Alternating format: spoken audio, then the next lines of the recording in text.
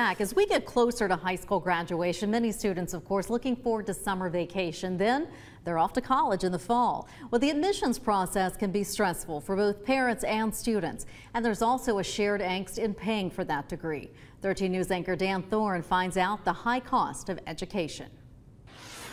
The decision is made, the future is set, the next 4 years are spent at the school of your choice.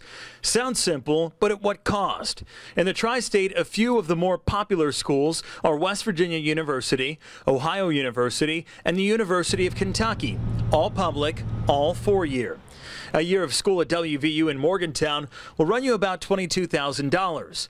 A tuition breakdown on the university's website shows almost $8,000 of that is for a minimum of 24 credits. The other $13,000 is for additional fees, including room and board. Tuition at West Virginia's second largest university, Marshall, comes in at just over $20,000.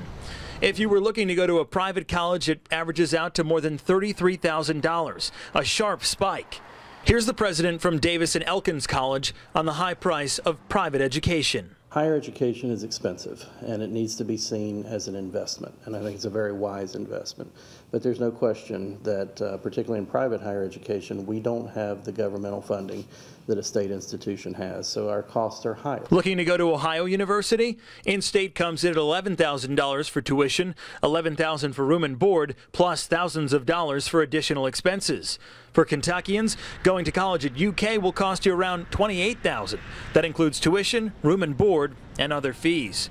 Recently, West Virginia Governor Jim Justice signed a bill making it easier for universities to raise tuition. Beginning in July, schools can increase tuition up to 10% in a year without consent from the Higher Education Policy Commission. Students at Marshall University say adding more to already burdensome costs is not something they ever look forward to. Already paying so much, I know I've had to take out extra loans that I wouldn't have needed before. On the flip side, boards at state colleges and universities like Marshall are awaiting a budget from lawmakers. This will help determine how much the school will have to raise tuition-wise, whether it's 5% or as high as 14%. They've already raised it within the last year whenever there were budget cuts, and that increased my tuition by several $100s. So an increase definitely worries me. Trying to cut some of the steep costs of getting a degree? The 3 standbys. Go to an in-state school. Out-of-state expenses are more than double what it costs to get your degree in your home state.